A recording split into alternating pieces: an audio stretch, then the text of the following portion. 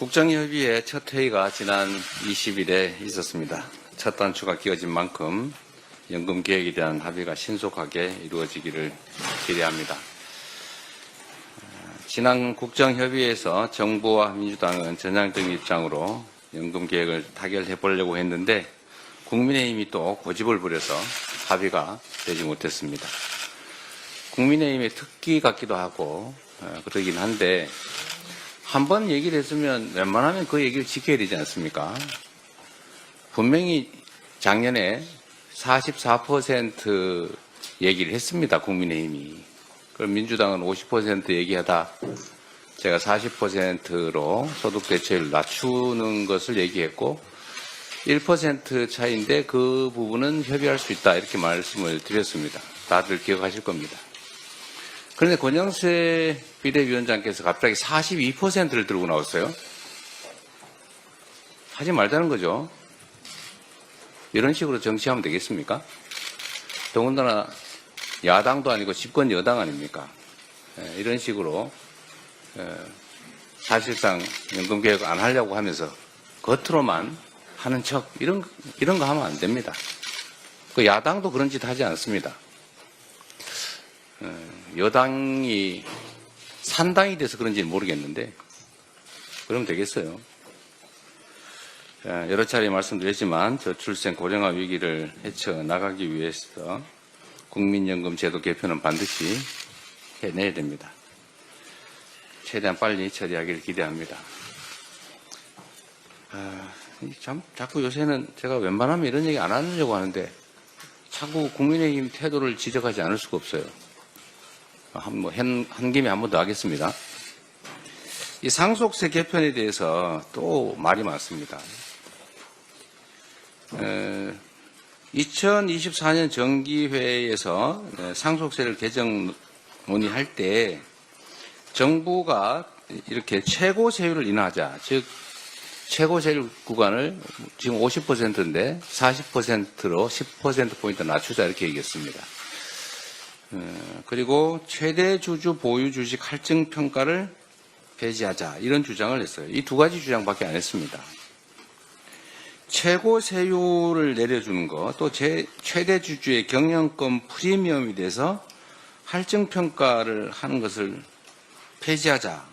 그 폐지하면 득보는 사람 누굽니까? 그 서민들이 득보입니까? 우리 국민 중에 최대 주주 돼서 경영권 프리미엄 누리는 사람 몇 사람 됩니까? 그리고 최고 세율 얘기하는데 50%를 내는 최고 세율은 시가로 따지면 한 60억쯤 됩니다. 60억. 기초공제하고 뭐 이런저런 공제하고 60억 넘는 사람 얼마나 돼요? 그게 서민입니까? 지금 민주당은 기초공제 또 일괄공제를 좀 줄이자, 좀 늘리자 그런 겁니다. 28년 전에 5억 해서 합산 10억 아니었습니까? 28년 전에 개발도상국 시절입니다. 근데 지금 그 사이에 집값이 몇 배 올랐어요. 근데 기초공제, 일괄공제 똑같습니다. 그래 어떤 일이 벌어지냐면 부모나 배우자가 이제 사망을 했어요. 세상을 떠났습니다. 그런데 그 부모나 배우자와 함께 살던 집을 상속세를 내기 위해서 떠나야 되는 상황이 지금 발생하고 있어요. 세금을 상속세를 내려니까 집을 팔아야 돼요. 그게 무슨 짓입니까? 비인도적이지 않나요? 이런 걸 좀 고치자고요. 28년 전 기준을 좀 조금만 올리자. 집값은 몇 배 올랐는데 기초공제를 한 2배 정도 이내로 올리자. 그런 얘기 아닙니까? 18억 정도 되는 집은 과세표준 기준으로 18억 정도 되면 세금 없이 상속해서 그 집에 계속 살게 해주자. 합리적이지 않나요? 근데 여기에 왜 딴지를 겁니까? 국민의힘이 딴지를 걸면서 그 얘기 하잖아요, 지금. 최고세율 인하 안 하면 이것도 뭐 동의 못 하겠다. 지금 그런 거 아닌가요? 어디 정책위원장이 어디 갔지? 그죠? 2022년 상속세 부과 기준을 보면 최고 상속세를 낸 사람이 499명이었습니다. 그러니까 955명이었습니다. 하여튼 955명. 평균 재산 420억. 그 몇몇 사람들 때문에 10%포인트 깎아주자고. 그러면 1,000억 상속받는 사람 100억 세금 더 깎아주는데 그거 안 해주면 그 기초공제, 일괄공제 못 올려주겠다는 거예요. 이런 행패 아닙니까, 이거는? 이건 당이 아니죠. 그러면서도 이게 서민 운운합니다. 그러면서 이 주장하는 저를 보고 무슨 사기꾼, 뭐 인생을 사기로 살았네 이런 얘기해요. 왜 욕을 합니까? 욕이잖아요. 국민의 삶을 놓고 하는 정책 토론을 하는데 왜 욕을 해요? 이게 집권 여당이 할 짓입니까?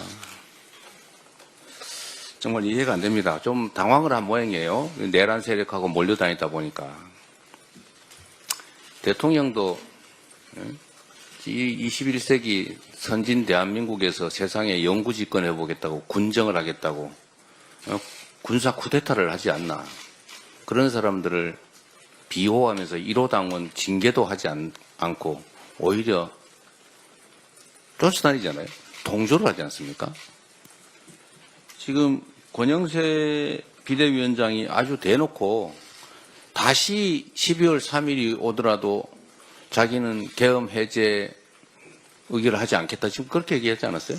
뭐 표현 좀 틀리다고 어떻게 잡을지 모르겠는데 하여튼 그런 취지였어요. 이게 극우 아니면 뭡니까?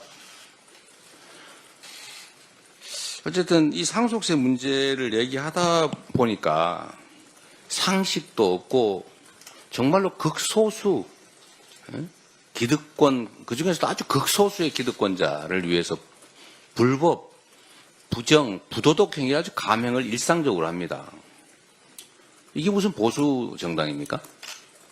이건 보수가 아니죠. 보수는 합리적인 가치와 질서를 지키는 걸 보수라고 해요. 기득권을 지키는 건 수구라고 하죠.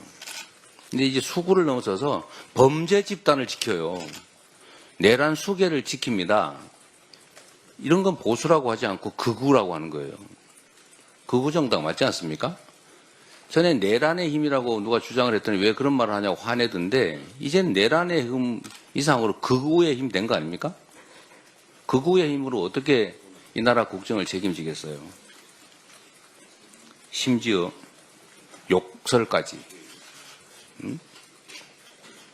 자, 국민의힘 정말 정신 차리시기 바랍니다. 제가 국민의힘을 위해서 하는 말이 아닙니다. 이 나라의 미래를 위해서죠. 이 나라 정치의 한 축을 맡고 있지 않습니까? 그런데 이런 태도로 어떻게 하시려고 그래요? 정신 좀 차리시기를 다시 한번 권고드립니다. 합리적으로 정책 토론하기를 기대합니다. 이상입니다.